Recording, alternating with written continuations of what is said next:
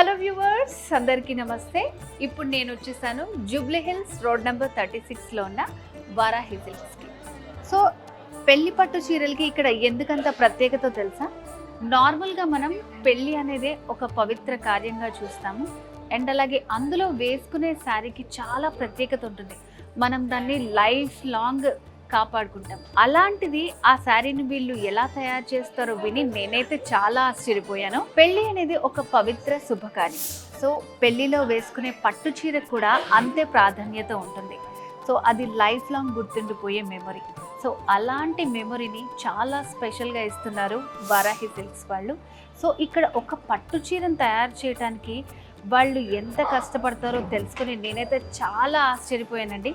So ఎలా నేస్తారు అనేది నేను మీకు కూడా చెప్తాను. సాధారణంగా ఒక పట్టు చీరను తయారు చేయడానికి 6 months టైం పడుతుంది. ఎందుకో తెలుసా? ఒక్క చీరని ఒక్క పర్సనే నేస్తారు.